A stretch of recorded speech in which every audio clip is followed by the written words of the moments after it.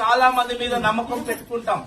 ఏం నమ్మకం పెట్టుకుంటామంటే ఒక పెళ్లికి 1 లక్ష రూపాయలు ఇస్తానని అనుకోని నమ్మకం పెట్టుకుంటే ఆడు టైంకు మోసం చేస్తే అప్పుడు అంటాము, అయ్యో ఇన్ని రోజుల నుంచి నీ మీద నమ్మకం పెట్టుకున్నావు, ఈ రోజు నాకు మోసం చేశావు. నీకు మోసం చేసే దేవుడు కాదు ఆయన. నిన్ను విమోచించే దేవుడు, నిన్ను రక్షించే దేవుడు, నిన్ను కాపాడే దేవుడు. హల్లెలూయా. నిన్ను ఏ విధంగా బాధపరిచే దేవుడు కాదు, నిన్ను సమాధానపరిచే దేవుడు. హల్లెలూయా. ఈ రోజు నీకు సమాధానం లేదా, దేవుడు సమాధాన పరుస్తూ ఉన్నాడు. నిన్ను సమాధాన పరచడానికి దేవుడు సిద్ధంగా ఉన్నాడు. హల్లెలూయా. ఈ రోజు నిన్ను సమాధాన పరచబోతూ ఉన్నాడు దేవుడు. ఎలా సమాధాన పరుస్తాడు నీకు ఆత్మకు తెలుసు.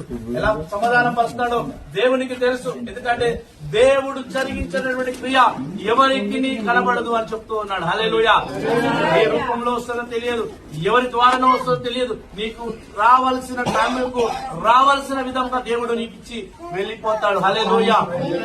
ఈరోజు ప్రజలందరి మీదకి వచ్చినటువంటి భారమంతా మోయడానికి ఆయన శిలువలో మరణిస్తూ ఉన్నాడు. అంత పెద్ద పిలాతే అంటున్నాడు, అయ్యా ఈ నీతిమంతుని రక్తానికి నాకు సంబంధము లేదు, ఎందుకంటే నేను ఆయన నిరపరాధిగా కనబడుతూ ఉన్నాడు, ఆయనలో ఏ కపటము కనబడతలేదు. ఈరోజు మనుషులు చాలా కపటమైన ఆలోచనలు చేస్తారు, కానీ దేవుడు అంటున్నాడు నా ప్రజలు అంటూ ఉన్నాడు. హల్లెలూయా. అప్పటికైనా సిలువలో ఒక మాట అంటాడు, ఆయన నా నిమిత్తం